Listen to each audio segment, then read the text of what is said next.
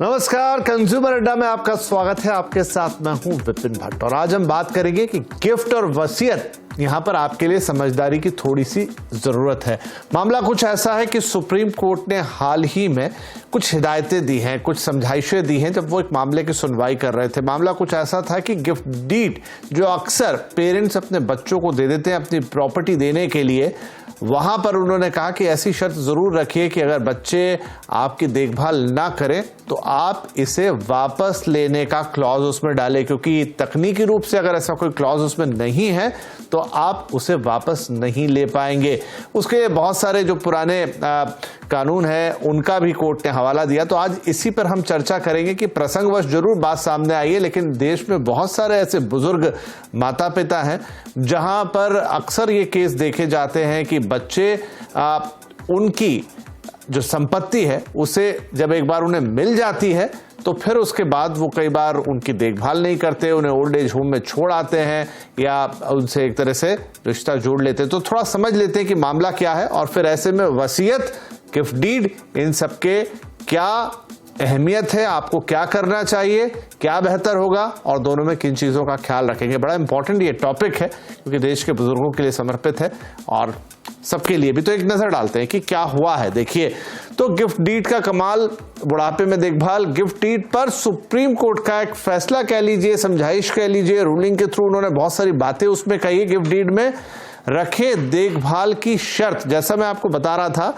कि gift deed में आप दे देते हैं अपनी संपत्ति को अपने बच्चों को, लेकिन उसमें कोई शर्त इंक्लूड नहीं होती अगर देखभाल वाली, और शर्त नहीं होगी तो गिफ्ट डीड वापस नहीं होगी। दरअसल एक केस था सुप्रीम कोर्ट में जहां एक महिला ने यह मामला उठाया था। उन्होंने बच्चों को अपनी संपत्ति दे दी, लेकिन बच्चों ने उनसे एक तरह से वो संपत्ति मिलने के बाद मुंह मोड़ लिया। उन्होंने कहा वापस लेना चाहती हूं, लेकिन इसलिए नहीं हो सकती क्योंकि उसमें शर्त मौजूद नहीं थी।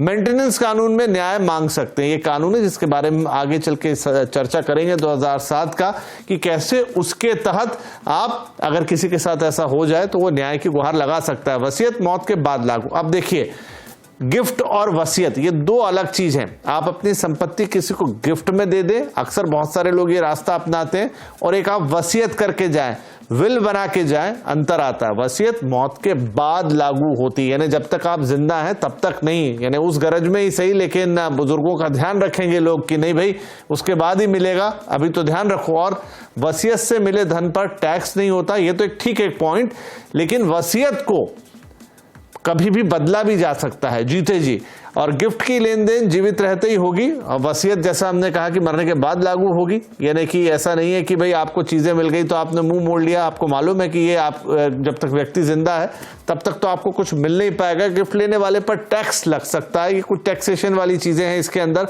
उन्हें भी समझेंगे। लेकिन मूल मुद्दा यह है कि आपका जो हक है, यानी कि जिसकी वो संपत्ति है, जिसने वो अर्जित की है, अगर वो एक सीनियर सिटीजन बनने के बाद आगे अपने उत्तराधिकारियों को देना चाहते हैं और उसके बदले में उन्हें लगता है कि भाई उनकी एटलीस्ट देखभाल तो हो, उनका ख्याल रखा जाए, उनको बेसहारा ना छोड़ दिया जाए, लेकिन संपत्ति मिलते ही अगर नाते रिश्तेदार और अपने ही मुंह मोड़ लें तो कानून आपकी कहां मदद कर सकता है। इसी का है पूरा मामला। तो चलिए बातचीत की शुरुआत करते हैं।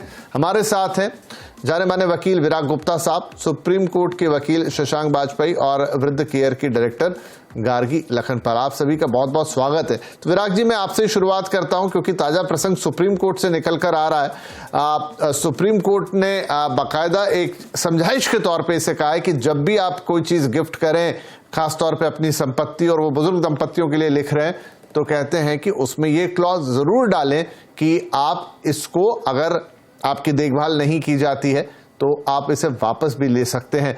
तो क्या इस तरह के मामले वाकई सुप्रीम कोर्ट में बहुत ज्यादा सुनने को मिलते हैं? अगर सुप्रीम कोर्ट ऐसा संज्ञान ले रहा है, इसका मतलब है कि बड़ी तादाद होगी जहां वो देख रहा है कि इस तरह की चीजें हो रही हैं। विपिन जी, मेरे सामने जजमेंट है, 11 पेज का जजमेंट है, और जजमेंट में कहीं पर भी ये नहीं लिखा है, और ये मौखिक तौर पे समझाइश की गई है, इसलिए जुडिशियल ऑर्डर का हिस्सा नहीं है, ये एक बात है। जी बिल्कुल। दूसरा, जो उसमें उन्होंने सुप्रीम कोर्ट ने जो maintenance and welfare of parents and senior citizens act 2007 के सेक्शन 3 की व्याख्या की है, मैं विनम्रता पूर्वक उससे असहमत हूं, क्योंकि जो कानून बना था और जो उसके बाद नियम बने थे उसमें मोटे तौर पर यह बोला गया था कि बच्चों के भीतर नाती पोते भी आते हैं, अपने माँ बाप और सीनियर सिटीजन्स की देखरेख करने की जरूरत है और कानूनी तौर पर उनको जिम्मेदार बनाया गया था और उसके तहत रोटी, कपड़ा, मकान, मेडिकल एमिनिटीज और मासिक भत्ते जैसी भी बात उसमें लिखी गई है। सरकार की भी जिम्मेदारी बताई गई है, ओल्ड एज होम जैसी मेडिकल एक सोशल सिक्योरिटी है जिसको परिवार के द्वारा और सरकार के द्वारा पूरे करना था।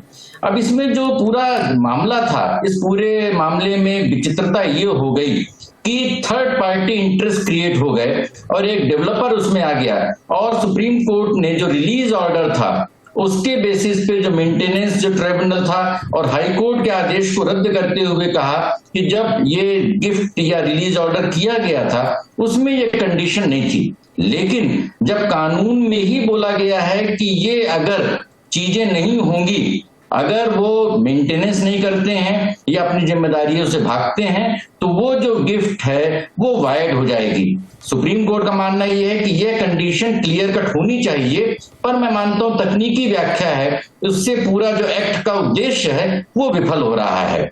और मुझे इसमें एक बड़ी पुरानी कहानी याद आ रही है, 100 साल पुरानी, 1918 में जब प्रेमचंद ने बूढ़ी काकी कहानी लिखी थी और उसमें जो उनके भतीजे ने उनकी पूरी संपत्ति ले ली और जो उसकी माँ थी, चाची थी, उसको जूठी पत्तल उसको चाटनी पड़ी और उसमें इतना कारुणिक दृश्य है। दुर्भाग्य से इतने सालों बाद भी ये स्थिति बनी हुई है। ये एक, मैं समझता हूँ, कानून से ज्यादा नैतिकता की, चरित्र की, पारिवारिक व्यवस्था की त्रासदी है। जी, ये बात तो सही है कि ये पारिवारिक व्यवस्था की त्रासदी अगर ऐसे मामले आज भी देखने को मिले, लेकिन दुर्भाग्य है कि ऐसे मामले देखने को मिलते हैं। अभी हम गार्गी जी से इस पे और थोड़ी सी समझाइश लेंगे कि क्या इस समय समाज की स्थिति है। लेकिन शशांक बाजपेयी साहब, जैसा कह रहे हैं यहाँ पर विराग जी के, एक तरफ तो कानून मौजूद है आपके पास, मेंटेनेंस ऑफ पेरेंट्स एक्ट 2007, और दूसरी तरफ अब कहा गया सुप्रीम कोर्ट की तरफ से, समझाइश के तौर पर ही कहा गया, वो कोई एक फैसले के तौर पे नहीं आया,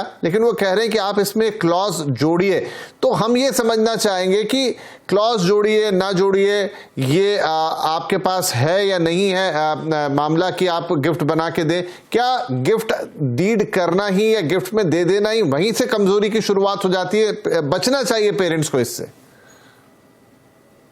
देखिए, आज जो विराज जी ने कहा उसमें मैं पार्शली मैं सहमत हूं और कुछ बातों पर मैं सहमत नहीं हूं। उसमें दो बातें हैं। पहली बात, ये जब मामला सुप्रीम कोर्ट में आया तो सुप्रीम कोर्ट में 11 पेज का मैंने पूरा जजमेंट पढ़ा, रिपोर्टेबल जजमेंट है, जस्टिस ओखा ने इस जजमेंट को दिया हुआ है और बहुत रीजनड ऑर्डर है, हर चीज को उन्होंने डिस्कस किया है और डिस्कस करने के बाद पूरा ऑर्डर लिखा है। मुख्य बात यह, जब हम किसी को गिफ्ट दे रहे हैं और गिफ्ट देने के बाद उसका उद्देश्य कोई नहीं कि हमने आपको गिफ्ट दे दिया, अब आप बाद में उस गिफ्ट के बदले एक अपेक्षा कर रहे हैं कि अपेक्षा ये है कि हमने आपको प्रॉपर्टी दी है, अब आप हमारी सेवा करेंगे, हमने आपको प्रॉपर्टी दी है, आप हमारी देखभाल करेंगे, हमने आपको प्रॉपर्टी दी है। अब संतान लायक है या नालायक है ये तो बाद में पता लगेगा। कोई माँ बाप कभी नहीं चाहता मेरा संतान परेशानी में रहे,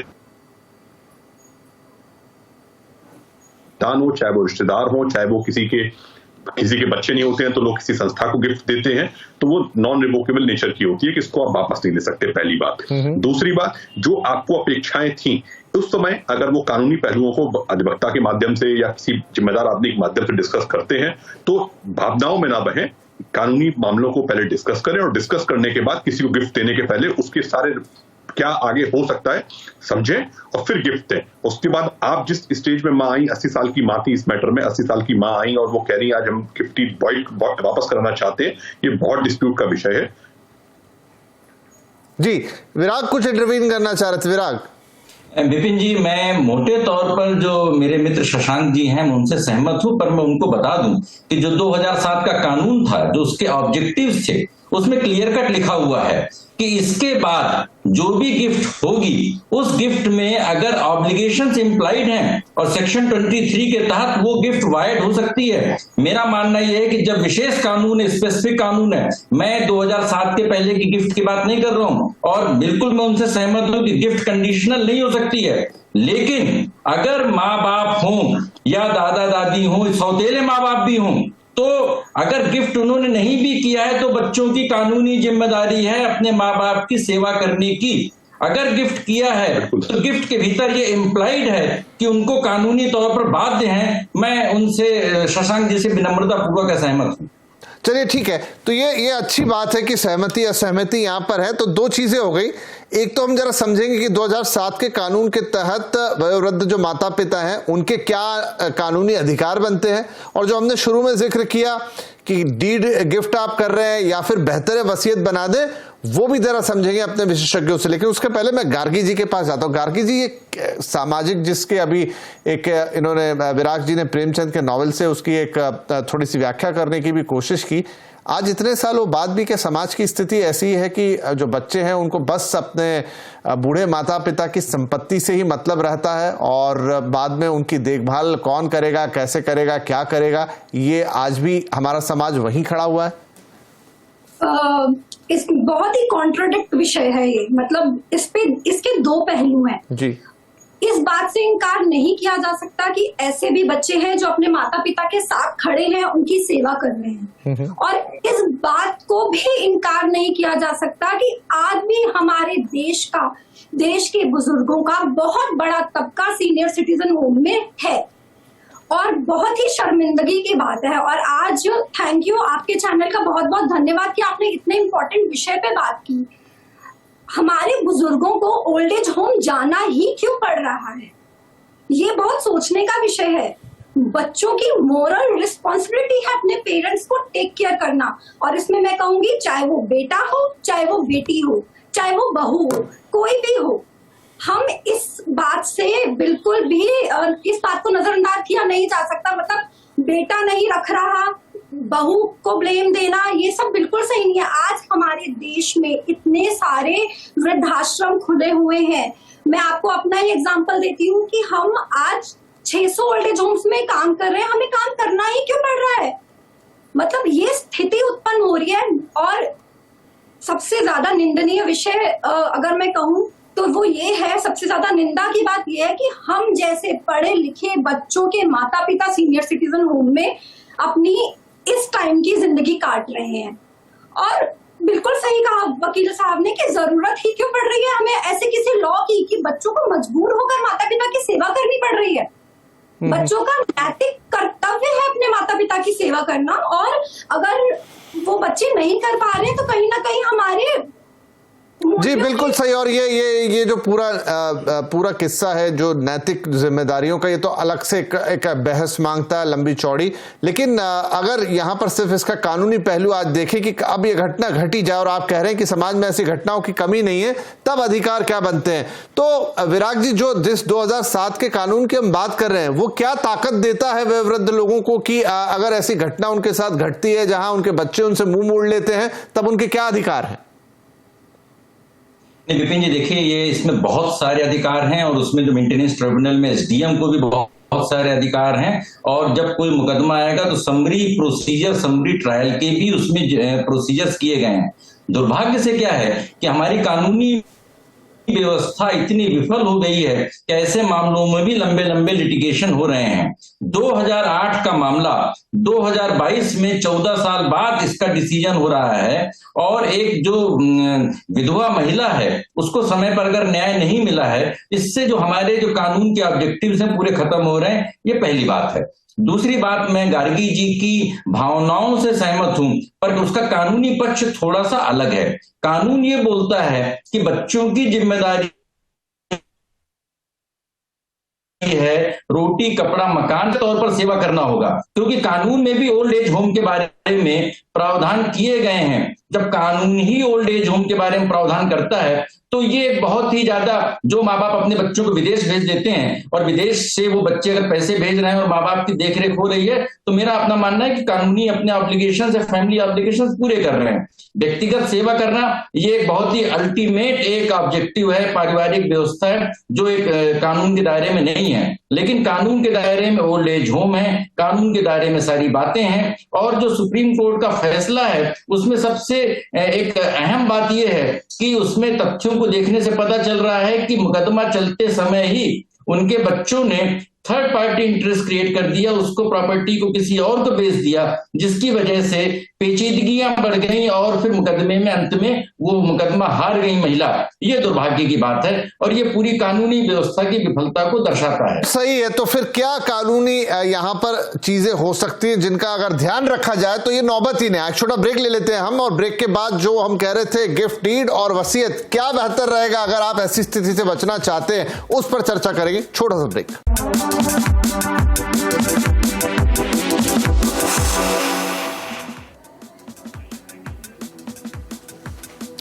वेलकम बैक। बात हो रही है यहाँ की गिफ्ट या वसीयत, समझदारी किसमें होगी। मामला आया सुप्रीम कोर्ट से, जहां पर एक सुनवाई के दौरान सुप्रीम कोर्ट ने यह कहा कि अगर आप गिफ्ट डीड दे रहे हैं या गिफ्ट के तौर पे अपनी प्रॉपर्टी अपने बच्चों को दे रहे हैं तो उसमें शर्त डाली है कि वो आपकी देखभाल करेंगे, बिना शर्त के गिफ्ट को रिवोक नहीं किया जा सकता। तो ये मामला था, लेकिन ये मामला और गहराई तक जाता है। शशांक, ये बताएं हमें कि अब जब हम कह रहे हैं कि माता पिता बच्चों को अपनी प्रॉपर्टी दे रहे हैं, फिर ऐसे मामले सामने आए, क्या बेहतर होगा कि वो गिफ्ट डीड करें या वसीयत बनाएं? क्योंकि वसीयत जैसा हम जानते हैं कि लागू तभी होती है जब व्यक्ति चला जाता है।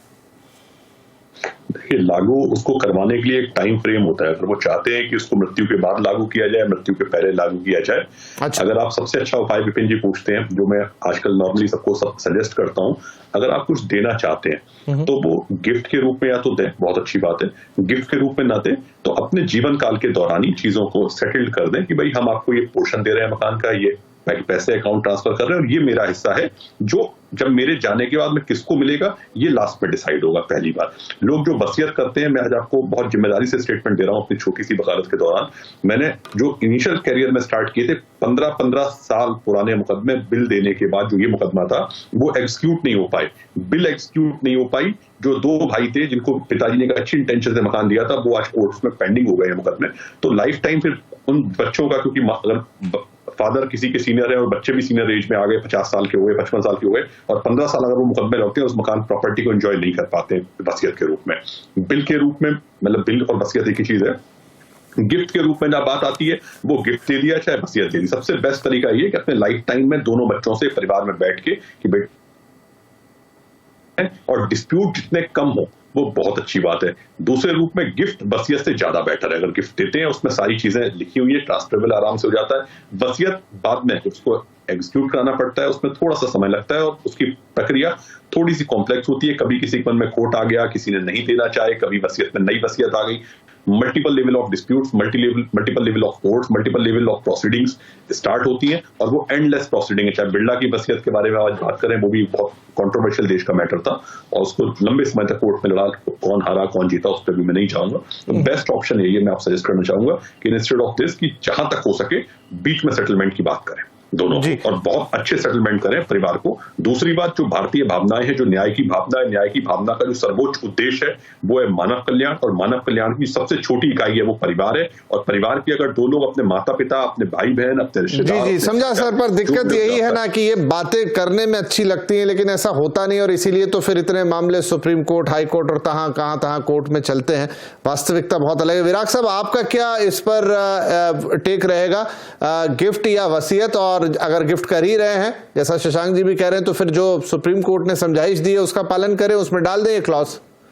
देखिए, चार पहलू हैं। आज से कई साल पहले एक KPMG की कोई रिपोर्ट आई थी कि भारत में 85% जो रियल एस्टेट हैं वो लिटिगेशन में है। ये बड़ी भारी समस्या है और लिटिगेशन इतना आसान है कि कोई भी आदमी लिटिगेशन क्रिएट कर देता है, इसलिए लिटिगेशन को रोकना मुश्किल है।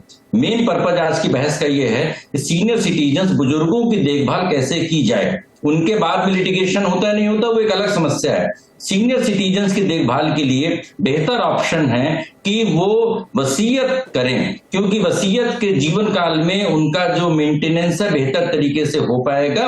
गिफ्ट में उनके राइट्स खत्म हो जाएंगे, इसलिए वसीयत करना बेहतर है। ये एक बात है। दूसरी, जो लोढ़ा या दूसरे बड़े बड़े लोगों के जो मामले हैं वो बड़े मामले, वो लग्जरी लिटिगेशन है। यहां पर बात कर रहे हैं बेसिक एम्यूनिटीज की, कि बुजुर्ग अपने अधिकारों को, सेवा के अधिकार को कैसे हासिल करें जब कर्तव्य की भावना भूल गई है, इसलिए वसीयत करना अच्छा है। तीसरी बात, जजमेंट क्यों गलत है? इसलिए गलत है कि जजमेंट की भावना यह है कि अगर बुजुर्गों के पास कोई भी संपत्ति नहीं हो तो भी उनको सेवा का अधिकार है। यहां पर तो उनके पास संपत्ति थी, उन्होंने गिफ्ट किया और गिफ्ट के बाद बच्चों ने उनकी देख रेख नहीं किया, और सुप्रीम कोर्ट का मानना ये है कि गिफ्ट में जब तक ये कंडीशन नहीं हो तब तक लाभ नहीं मिल सकता है। मैं समझता हूं कि जो कानून का उद्देश्य है उस उद्देश्य को प्रॉपर पर्सपेक्टिव में नहीं रखा गया है। और चौथी बात यह है कि चाहे गिफ्ट हो और चाहे वसीयत हो, इनका रजिस्ट्रेशन जरूरी है, प्रॉपर विटनेस रजिस्ट्रेशन जरूरी है, तभी उसका कानूनी ये बहुत इंपॉर्टेंट पॉइंट आपने विराग जी कहा। लोग गिफ्ट बना देते हैं या विल बना देते हैं,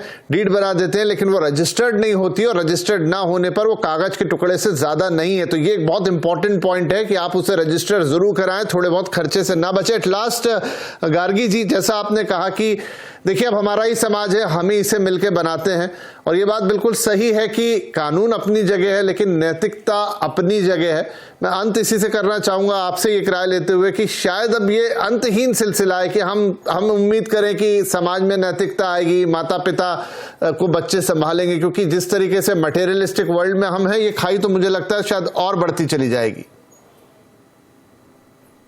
मुझे ऐसा लगता है कि जो जैसे अभी सर ने बोला था कि सरकार ने ही ओल्ड एज होम्स का प्रावधान किया है, तो सरकार ने जो ओल्ड एज होम्स का प्रावधान किया था वो उन डेस्टिट्यूट सीनियर सिटीजन के लिए किया था जिनका कोई नहीं है, जिनके बच्चे नहीं है, या जिन बुजुर्गों ने शादी नहीं की या किसी और समस्या से जो जूझ रहे हैं।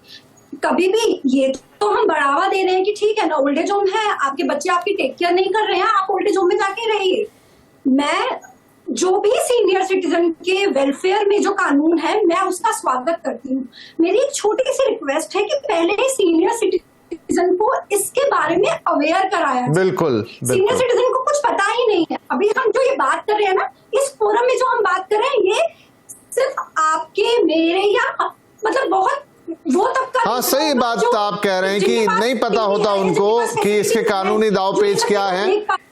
जी बिल्कुल सही कह रही हैं आप गार्गी जी कि नहीं मालूम होता है, कोई उन्हें पहले सलाह देता है कि गिफ्ट कर दीजिए, फिर उनको कोई अगर वो फंसते हैं तो आके सलाह देता है कि चलिए केस लगा दीजिए। तो अवेयरनेस का लेवल तो बहुत जरूरी है, और खासतौर पे सीनियर सिटीजन्स जो हो सकता है कि उतने ज्यादा पढ़े लिखे ना भी हों बहुत सारे हिस्सों में, और पढ़े लिखे हैं भी, तो कानून की व्याख्या एक अलग चीज होती है, कानून को जानना अलग चीज होती है। तो आई होप कि आज के इस कार्यक्रम से तमाम वो सीनियर सिटीजन्स जो हैं वो अपने, जो अगर सुन रहे हैं देख रहे हैं, तो अपने हक के बारे में जानेंगे, और जो सीनियर सिटीजन नहीं भी हैं, देखिए तो कोई आगे चल के ऐसा तो नहीं है कि वही उम्र रुक जाएगी, कल को आप भी सीनियर सिटीजन बनेंगे तो आपको भी अपने हक के बारे में जानना चाहिए। वैसे हमने कहा ये सामाजिक चीजें हैं, ये नैतिकता की बातें हैं कि एक बच्चे को अपने माता पिता का ध्यान रखना चाहिए, उसके लिए किसी कानून की जरूरत नहीं है, लेकिन अगर दुर्भाग्यवश ऐसी स्थिति आती है तो आपको अपने कानूनी हक मालूम होने चाहिए। उम्मीद करता हूं कि आज हमारे तीनों विशेषज्ञों ने जो बातचीत की उससे कई लोगों को फायदा मिलेगा और जागरूकता एक अलग लेवल पर पहुंचेगी। आप तीनों का बहुत शुक्रिया आज इस कार्यक्रम में शामिल होने के लिए। नमस्कार।